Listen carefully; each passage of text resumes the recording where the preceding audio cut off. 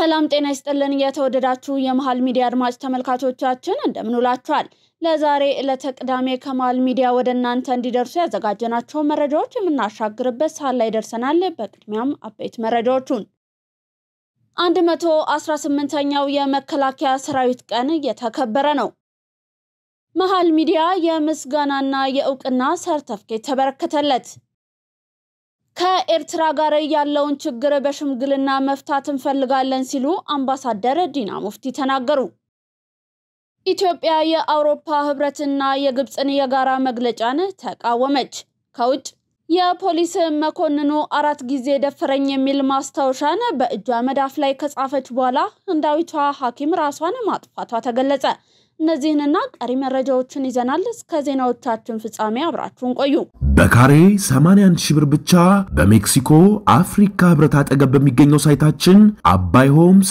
ይዞላችሁ ቀርበዋል ባለ 1 መኝታ በ631 ሺህ ብር ባለ 2 መኝታ በ1 ሚሊዮን ብር ባለ 3 መኝታ በ1.2 ሚሊዮን ብር በ10% ቅድመ ክፍያ ከፍለው ቀሪውን በረጅም ጊዜ ያከፋፈል እንዲሁም የንግድ ሱቆችን ከ3 ሚሊዮን ብር ጠቅላላ ክፍያ ጀምሮ አቀርበንላችኋል ልብ ይበሉ ይህን ቪዲዮ አይተው ለሚመጡ 10 ደንበኞች ብቻ የዚህ ታላቅ ቅናሽ ተጠቃሚ ይሆናሉ ለበለጠ መረጃ ይደውሉ አባይ ሆምስ በቀዳሚነት ወደ ያዝነው ዜናችን አለፍን 118ኛው የመከላከያ ሰራዊት ቀን እየተከበረ ነው 118ኛው የኢትዮጵያ መከላከያ ሰራዊት ቀን የማትደፈር ሀገር የማይበገር ሰራዊት በሚል መሪ ቃል በልዩ ልዩ ክንውኖች እየተከበረ ነው ይህንንም አስመልክቶ ተጨማሪ ማብራሪያ ሊያደርሰን ሪፖርተራችን ቢኒያም ከድር ከቦታው በቀጥታ የስልክ መስመራችን ላይ ይገኛል እንደምን ውለሃል ቢኒ እንግዲህ 118ኛው የመከላከያ ሰራዊት ቀን በደማቅ ሁኔታ እየተከበረ ነው የሚገኘው የበዓል ሂደቱ ምን ይመስላል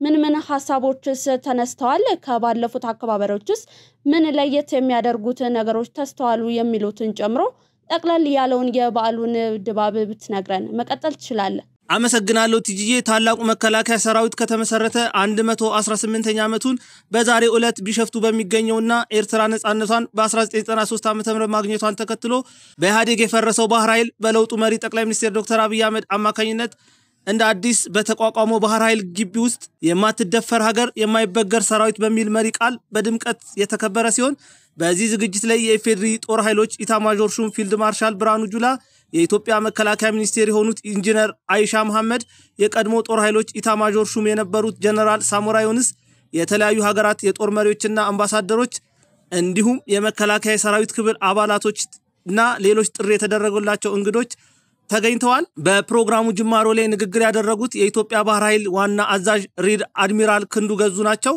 እሳቸው እንዳሉት ኢትዮጵያ በዘመናት የደረሰባትን የውጭ ወረራ ስትመክት ቆይታለች ያሉ ሲሆን ኢትዮጵያ መከላከያ ሰራዊቷ በመደበኛነት ካቋቋመች 118ኛ ዓመታት ይቆጠር እንጂ ከዚያ በፊት የነበሩ መሪዎች ኢትዮጵያን ለመከላከል ከፍተኛ ተጋድሎ ማድረጋቸውን ገልጸው በአሁን ሰዓት ኢትዮጵያ ወደብ እንደሚያስፈልጋት ገልጸዋል ለዚህም ደግሞ ማንኛውንም መስዋዕትነት ለመክፈል ዝግጁ መሆናቸውን ለፊልድ ማርሻል ብርሃኑ ጁላ ገልጸውላቸዋል በሌላ በኩል ንግግር ያደረጉት የመከላከያ ሚኒስቴር የሆኑት ኢንጂነር አይሻ መሐመድ ናቸው መከላከያ የኢትዮጵያ ነጣፋንታ የሚወስን ነው ያሉ ሲሆን መከላከያ ሚኒስቴሯ በውስጥና በውጭ ተግዳሮቶች ስትፈተን ኢትዮጵያ ብትቆይም መከላከያ ሰራዊታችን መስዋዕት ሆኖ ኢትዮጵያን አቆይቷል ሲሉ ተናግሯል ሌላ በዚህ በ118ኛው ዓመት የመከላከያ ሰራዊት የክብር በዓል ላይ 6 ሰዎች የመከላከያ ሰራዊት የክብር አባላት ዕውቅና የተሰጠ ሲሆን ይህንን የክብር አባልነት መስጠት ከተጀመረ 3 ዓመታት እንደሞላው ተናግሯል በመጀመሪያው ዙር 24 ሰዎች በሁለተኛው ዙር 4 ሰዎች በአሁኑ ደግሞ 6 ሰዎች በአጠቃላይ 34 ሰዎች ይህንን የክብር ሽልማት ማግኘት እንደቻሉ ተገልጿል በጅማት ፕሮግራማችን ላይ እንግዳይ የነበሩት አቶ ባረንቱ ገዳ የዚህ አንድ ተሸላሚ ሆኗል ከሐቅና ሳቅ ሚዲያ ደግሞ ከስፍራው በሚል ፕሮግራም የሚታወቀው ቴድሮስ አያሌውም የመከላከያ ክብር አባል በሚል ሽልማት አግኝቷል አጠቃላይ ለነዚህ 6 ሰዎች የጦር ኃይሎች ኢታማዦር ሹም የሆኑት ፊልድ ማርሻል ብርሃኑ ጁላ የዋንጫና የሜዳሊያ ሽልማት ሰጥቷቸዋል ማለት ነው በመጨረሻም የጦር ኃይል ኢታማዦር ሹም የሆኑት ፊልድ ማርሻል ብርሃኑ ንግግር ያደረጉ ሲሆን ኢትዮጵያ ላለፉት 80 ዓመታት ያልሰራችውን ስራ በዚህ 7 ዓመታት ውስጥ ሰርታለች ብለው ተናግሯል ከዚያ ውጪ እኛ 130 ሚሊዮን ህዝብ ነን ይሄንን ያክል ህዝብ ይዘን 2 ሚሊዮን ህዝብ ባላት ሀገር ታፍነን አንኖርም ባህር በራችንን እናስመልሳለን ሲሉ ተናግረዋል ስላደረስከን መረጃ እጅግ እናመሰግናለን ቢኒ በቀጣይነት ወደ ያዝነው መረጃችን አለፍ መሃል ሚዲያ የምስጋናና የእውቅና ሰርቲፊኬት ተበረከተለት። የማትደፈር ሀገር የማይበገር ሰራዊት በሚል መሪ ቃል 118ኛ ዓመት የመከላከያ ሰራዊት ቀኑን እያከበረ የሚገኘው ታላቁ መከላከያ ሰራዊት ለመሃል ሚዲያ የምስጋናና የእውቅና ሽልማትን አበርክቷል። ይህ የእውቅናና የምስጋና ሽልማትም ብዙ ባንዳዎች ሀገርን ለማጥፋት ላይታች በሚሉበት በዚህ ጊዜ መሃል ሚዲያ የጠላትን ሴራ አስቀድሞ በመረዳት መከላከያ በድንበር ከሚከፍለው መስዋዕትነት ጎን ለጎን ታላቅ ተጋድሎን በመፈጸሙ መሰጠቱ ታውቋል። ይህ በእንዲህ እንዳለም በሀገራዊ እንዲሁም በጎረቤት ሀገራት ዘብ ሆኖ ከፊት በመፋለም ሰላምን እያስከበረ ከሚገኘው ጀግናው መከላከያ ሰራዊት ጎን በመሆን ደጋፊነቱን በተግባር እያስመሰገነ የሚገኘው መሃል ሚዲያ ከዚህ በተጨማሪ የተለያዩ ዓለም አቀፍ እንዲሁም ሀገር አቀፍ መረጃዎችን ፖለቲካዊ ኢኮኖሚያዊ ጉዳዮችን ተአማኒነትን ባረጋገጠ መልኩ ለአድማጭ ተመልካቾቹ እያደረሰ መሆኑ ይታወቃል። በዚህም ይህንን የእውቅናና የምስጋና ሰርቲፊኬት ሽልማት የሚዲያችን መሃል ሚዲያ መስራችና ዋና ስራ አስኪያጅ የሆኑት አቶ ደሳለኝ አበራ ከፊልድ ማርሻል ብርሃኑ ጁላ እጅ ተቀብለዋል። የዘንድሮ 118ኛው የኢትዮጵያ መከላከያ ሰራዊት የምስረታ ቀን የማትደፈር ሀገር የማይበገር ሰራዊት በሚል መሪ ቃል እየተከበረ እንደሚገኝም ይታወሳል። ከኤርትራ ጋር ያለውን ችግር በሽምግልና መፍታት እንፈልጋለን ሲሉ አምባሳደር ዲና ሙፍቲ ተናገሩ። የተወካዮች ምክር ቤት አባልና የውጭ ግንኙነትና ደህንነት ጉዳዮች ኮሚቴ ሊቀመንበር የሆኑት አምባሳደር ዲና ሙፍቲ የኢትዮጵያ ሕዝብና መንግስት ከኤርትራ ጋር ጦርነት ውስጥ የመግባት ፍላጎት እንደሌለው ገልጸዋል። አምባሳደሩ ዛሬ በሰጡት ቃለ ምልልስ የባህር በር ጦት ለኢትዮጵያ ኢኮኖሚ ደህንነትና መረጋጋት ፈተና መሆኑን ጠቅሰው ሀገሪቱ የባህር በር ለማግኘት የምታደርገውን ሰላማዊና ዲፕሎማሲያዊ ጥረት እንደምትቀጥልም አስታውቋል። ለወደፊት የሀገሪቱ ኢኮኖሚ ባህር በር ወሳኝ ሆኖ መገኘቱንም ያስረዱት አምባሳደር ዲና ሙፍቲ ሲናገሩ በዚህ ረገድ የኢትዮጵያ ጥያቄ ፍትሃዊ ነው፣ እንዲሁም በ1982 የወጣውና የባህር በር የሌላቸው ሀገራትን የሚመለከተው ዓለም አቀፍ ሕግ ይደግፈናል ያሉ ሲሆን የኢትዮጵያ ፍላጎት በሰላማዊ መንገድ ሰጥቶ በመቀበል መርህ አብሮ ማደግ ላይ የተመሰረተ መሆኑን አስረድተዋል። በዚህ ውስጥም በጎረቤት ሀገራት ላይ ምንም አይነት ጫና የማድረግ ፍላጎት እንደሌለ ጠቅሰው ይህንን ኢትዮጵያ በተደጋጋሚ ስትገልጽ መቆየቷንም አውስተዋል። ንግግራቸውን ሲቀጥሉም እኛ አሁን ጦርነት ውስጥ መግባት አንፈልግም ብለዋል። ኢትዮጵያ የአውሮፓ ህብረትና የግብጽን የጋራ መግለጫን ተቃወመች። በብራሰልስ የሚገኘው የኢትዮጵያ ፌደራላዊ ዲሞክራሲያዊ ሪፐብሊክ ኤምባሲ የአውሮፓ ህብረትና ግብጽ በጋራ ባወጡት መግለጫ ላይ ጠንካራ ትችትን ሰንዝሯል። ኤምባሲው የህብረቱን አቋም ችግር ያለበትና በእጅጉ የሚያሳዝን ሲልም ገልጾታል።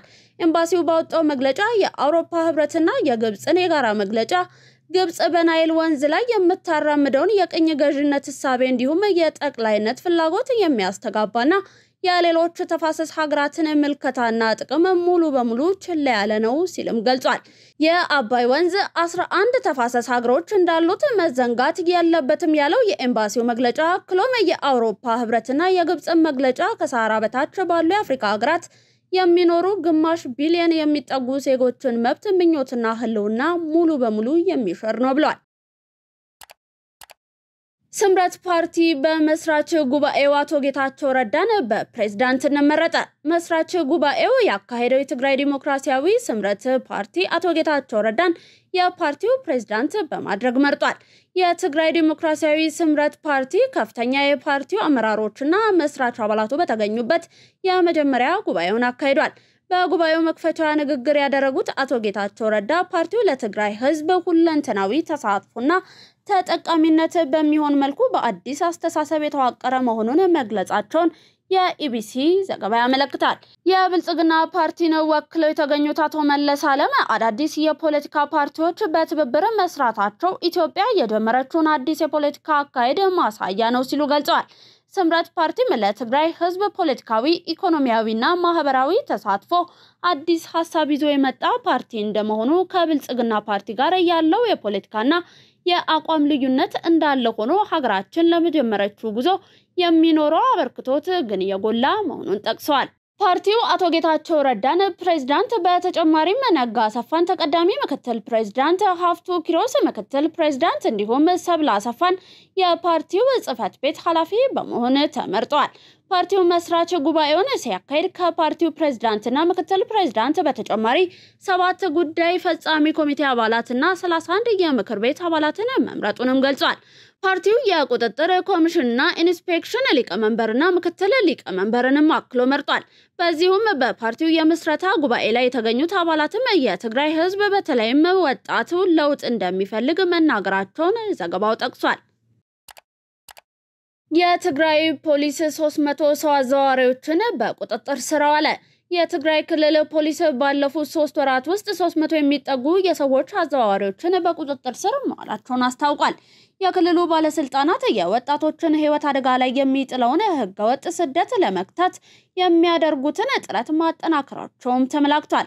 የደቡብ ምስራቅ ትግራይ ዞን ፖሊስ አዛዥ ኮማንደር አብርሃ ወረደ ለትግራይ ቴሌቪዥን እንደተናገሩት የሰዎች አዘዋዋሪዎች መረቦች እንዳይታወቁ አዳዲስ ዘዴዎችን እየተጠቀሙ ነው። ኮማንደር አብርሃ በቁጥጥር ስር የዋሉ መኪናዎች እንዲሁም አዘዋዋሪዎች አሉ። በዚህ ወሬ ያጋጠመን እጅግ እየከፋው ደግሞ እድሜያቸው 12 ዓመት የሆኑ ህፃናት ወደ ትምህርት ቤት ሲሄዱ እየተወሰዱ መሆኑ ነው ብለዋል። አክለውም ቀደም ሲል አዘዋዋሪዎቹ ሚኒባስ ይጠቀሙ ነበር፣ አሁን ግን ጭነት መኪናዎችንና ሌሎችን ዘዴዎች እየተጠቀሙ ነው ሲሉም ገልጿል። በድሬዳዋ አስተዳደር ባለፉት 3 ወራት ከ35 ቢሊዮን ብር በላይ ካፒታል ያስመዘገቡ ባለሀብቶች ፍቃድ ወስደው በተለያዩ ልማት ስራዎች መሰማራታቸውን የአስተዳደሩ ንግድ ኢንዱስትሪና ኢንቨስትመንት ቢሮ ገለጸ። በከተማዋ የተዘረጉ መሰረተ ልማቶችና የሚደረጉ ድጋፎች የኢንቨስትመንት እንቅስቃሴ በከፍተኛ መጠን እንዲጨምር ማስቻሉንም ተገልጿል። በቢሮ የኢንቨስትመንት ፕሮጀክት ጥናት መረጃ ዝግጁነትና ፕሮሞሽን ቡድን አስተባባሪ አበራ መንግስቱ ለኢትዮጵያ ዜና አገልግሎት እንደተናገሩት በድሬዳዋ ኢንቨስትመንት እንቅስቃሴ እየተነቃቃ መጥቷል ብለዋል። በተለይ በኢትዮጵያ ምርት ንቅናቄ እየተደረጉ የሚገኙ ድጋፎችና የክትትል ስራዎች ለዘርፉ እድገት ምቹ ሁኔታን ፈጥረዋል ብለዋል። በዚህም በሩብ ዓመቱ ከ35 ቢሊዮን ብር በላይ ካፒታል ያስመዘገቡ ባለሀብቶች ፍቃድ ወስደው ወደ ስራ መሰማራታቸውን ለአብነት አንስተዋል። ፍቃዱን የወሰዱ ባለሀብቶች 113 ሲሆኑ የተሰማሩበት ዘርፍም ኢንዱስትሪ፣ አገልግሎት፣ ግብርናና የኮንስትራክሽን ዘርፎች መሆናቸውን ተናግረዋል። ወደ ስራ የገቡ ባለሀብቶች በግንባታ ሂደት ከሚፈጥሩት ጊዜያዊ ስራ ዕድል ባሻገር ወደ ማምረት ሲሸጋገሩ ለ1950 ዜጎች ቋሚ ስራ ዕድል መፍጠር አቅም አላቸው ብለዋል። አብዛኞቹ ወደ ስራ የገቡ ባለሀብቶች በናፍቆት ድሬ ዓመታዊ የድሬዳዋ ተወላጆችና ወላጆች ቀን የተሳተፉና በውጭ ሀገራት የሚኖሩ በመሆናቸው አዳዲስ የፈጠራና የቴክኖሎጂ ሽግግር ለማድረግም እድል ይፈጥራል ያሉት የድሬዳዋ አስተዳደር ለዘርፉ የሰጠው ልዩ ድጋፍና ክትትል በኢንቨስትመንት ስራ የሚሳተፉትን ባለሀብቶች ከመሳብ ባሻገር በግንባታ ላይ የሚገኙትን ፈጥነው ወደ ማምረት እንዲሸጋገሩ ማስቻሉን አንስተዋል። ለአብነት ከ2 ሳምንት በፊት ወደ ማምረት የተሸጋገሩት 11 ኢንዱስትሪዎች የዚህ ድጋፍና ክትትል ውጤት መሆናቸውን በመጥቀስ በብራሰልስ የሚገኘው የኢትዮጵያ ኤምባሲ የአውሮፓ ህብረት ከግብጽ ጋር በመሆን ካይሮ በአባይ ወንዝ ላይ የምታነሳውን የቅኝ ግዛትና የብቸኝነት ተቆጣጣሪነት መብት የሚያስተጋባ መግለጫን አውጥቷል በማለት ወቀሰ። የአውሮፓ ህብረትና ግብጽ ያወጡት የጋራ መግለጫ በኢትዮጵያ ላይ የተሳሳተ አድሎ ያለበትና ጠበኛ አቋምን ያሳየ እንደሆነ በመግለጽም ተቃውሞን አሰምቷል። የአውሮፓ ህብረት ዋና ከተማ ተደርጎ በምትቆጠረው የቤልጂየም ብራሰልስ የሚገኘው የኢትዮጵያ ኤምባሲ ያሳየው አቋም ለመጣው መግለጫ ምላሽ የሰጠ ነበር። ለመጀመሪያ ጊዜ በተካሄደው የአውሮፓ ህብረትና ግብጽ ጉባኤ በኋላ የወጣው መግለጫ ሁለቱ አካላት የጋራ አቋም የያዙባቸው ጉዳዮችን ሰንዝሯል። መግለጫው የአውሮፓ ህብረትና ግብጽ የምግብና ውሃ ደህንነትን በተመለከተ ያላቸውን ትብብር ይበልጥ ለማጠናከር መስማማታቸውን ያስረዳል። ሁለቱ አካላት በሁለትዮሽ በቀጠናዊና በዓለም አቀፍ ደረጃ ባሉ ከውሃ ጋር በተያያዙ ጉዳዮች ላይ እንደሚተባበሩ ያሰፈረው መግለጫው ከዚህ ቀደም የውሃ አጋርነትን በተመለከተ ስምምነት ላይ መድረሳቸውን ያስታውሳል። ታላቅ የምስራች በ4 ሚሊዮን 400 ሺህ ብር በአጠቃላይ ክፍያ የቤት ባለቤት ይሆኑ። ሜሪት ፕሮፐርቲስ በሪል ስቴት ዘርፍ እንዲሁም በኮንስትራክሽን 2 አስርት ዓመታትን ያስቆጠረው ድርጅታችን አሁን ደግሞ ሰፊ ሙያዊ ክህሎት ተላብሶ የፖስቴንሽን ኮንስትራክሽን ቴክኖሎጂ ተጠቅሞ በውባ ፒያሳ ዘመናዊ መኖሪያ አፓርትመንት ቤቶችን በተመጣጣኝ ዋጋ አቅርበንሎታል። አራዳ ፓርክና ወዳጅነት ፓርክ ከፊትና በስተጀርባ ያደመቁት የውብ መንደራችን 2 ቤዝመንት ያለው እስከ 4ኛ ወለል ደረጃውን የጠበቀ ሞል እንዲሁም ባልተለመደ መልኩ 5ኛና 6ኛ ተጨማሪ መኪና ማቆሚያ ሆኖ ያገለግላል። ለደንበኞች ጥራትና ምቾት የሚተጋው ድርጅታችን ሜሪት ፕሮፐርቲ በዚህ መንደር መዋኛ ገንዳ፣ ጂምናዚየም፣ ደረጃውን የጠበቁ ሰፋፊ ሊፍቶች፣ ምቹና በቂ መኪና ማቆሚያ ቦታዎች፣ ዘመናዊ የደረቅ ቆሻሻ ማስወገጃ፣ አውቶማቲክ ጄኔሬተር የተገጠመለት የከርሰ ምድር ውሃና ለተለያዩ አገልግሎቶች የሚውሉ ሰገነት አካቷል። ከባለ 1 እስከ ባለ 3 መኝታ ቤቶችን በ10% ቅድመ ክፍያ ከ441 ሺህ ብር ጀምሮ የቤት ባለቤት ይሆኑ። እንዲሁም 70% ለሚከፍሉ ደንበኞቻችን 30% ልዩ የማስታወቂያ ቅናሽ ይዘንሎት መተናል። ታዲያ ይህ ቅናሽ የሚቆየው ለ10 ተከታታይ ቀናት ስለሆነ በ0941 44 7879 ላይ ይደውሉ። ውድ ተመልካቾቻችን እየተመለከታችሁ የምትገኙት ከመሃል ሚዲያ ወደ እናንተ እየደረሰ የሚገኘውን የቀን መረጃችንን ነው። ከባህር ማዶ ያዝናችሁ አለፍን። ከ20 በላይ ሀገራት ዩክሬንን በመደገፍ የሩሲያ ነዳጅና ጋዝ ከዓለም አቀፍ ገበያ ለማስወጣት ቃል ገቡ። ሀገራቱ ፕሬዝዳንት ቭላዲሚር ፑቲን ጦርነቱን እንዲያቆሙ ጫና በማሳደር ከዩክሬን ጎን እንደሚቆሙም ገልጸዋል። የዩናይትድ ኪንግደም ጠቅላይ ሚኒስትር ሰር ኬር ስታርመር እንዳሉት ሀገራቱ የተሰባሰቡት በበጎ ፈቃደኝነት ነው። ስታርመር ለሀገራቱ የጋራ ጉባኤን አዘጋጅተዋል። አሜሪካ በሁለቱ የሩሲያ ነዳጅ አምራች ድርጅቶች ሮስኔፍትና ሉኮይል ላይ አዲስ ማዕቀብ መጣሏ ይታወሳል።